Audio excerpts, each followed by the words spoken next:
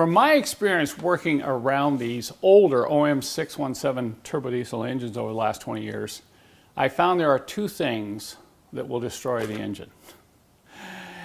It may not cause catastrophic failure, but it will cause these typical problems that you might see with these higher mileage diesels, and that is excessive blow-by, low compression, excessive oil consumption, lots of engine smoke, and lack of power. And that's because the piston rings wear prematurely. Now, I have seen a number of these engines wear out at under 200,000 miles. Yeah, that's right. You'll hear it all the time. Oh, these engines will go 1,000,000 miles. No, they won't. Not if they're not maintained properly. And I guarantee you, you'll have a hard time reaching 300,000 miles if these two areas right here are neglected.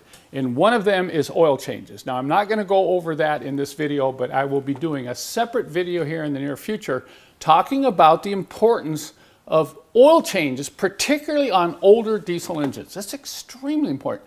The other thing is air leaks, air intake leaks in the system, which will allow dirt and dust to get into the combustion chambers. Now, any dirt or dust that gets in there is going to get on the cylinder walls, and that up and down motion at very high speed is going to wear the rings and score the cylinder walls. I tell you, you might think, oh, he's making too big a deal out of this. I've opened up enough of these diesel engines where the whole engine is in pretty good condition except the cylinder walls and the piston rings. Once again, I'm going to show that in detail in a future video. So you need to make very sure that you're doing religious oil changes on these engines, and you also need to make sure that there are no air leaks in and around the air filter housing and this part right here. Now, you may think, well, I've got a brand new filter, so I'm not going to have any problem. Not so.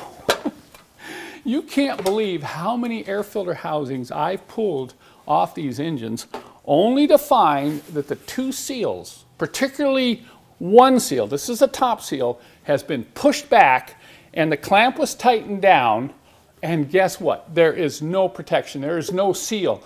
So you have air being sucked in right through this edge of the housing here. Now take a look. Here's what happens. This is because of the design of the seal itself. It's very hard to put the seal on and push this on without the seal getting pushed back. Look at this. I just removed this from Casper here.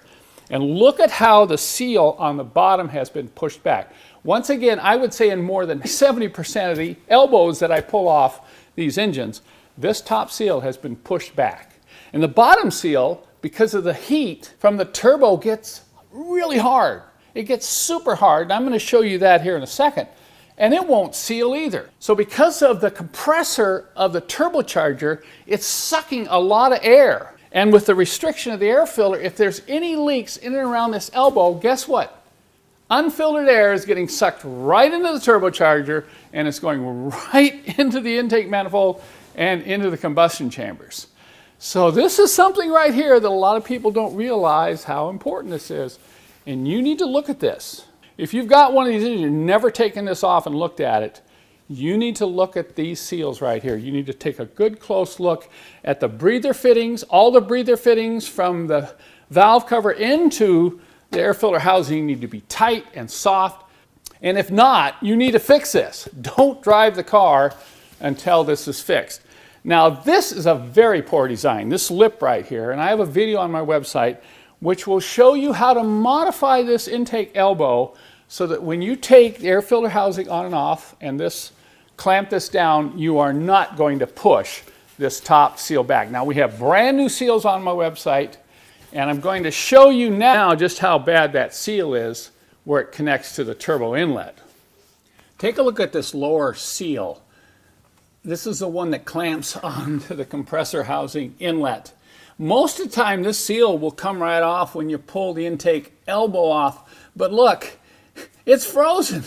It's literally stuck. It's so hard, you can't even indent it when you push on it with a fingernail. So I'm going to have to take a pry tool, and let's see if we can slide this off. Yeah, there it comes.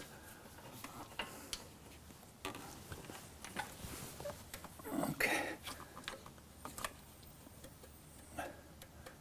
Look at that. There it is. Look at how hard that is. Maybe if I squeeze it, it'll just break. Yeah, see that? And that, once again, illustrates what I was talking about earlier in this series, the importance of plastic and rubber parts needing to be replaced after 25 years. So let me show you what these new seals look like.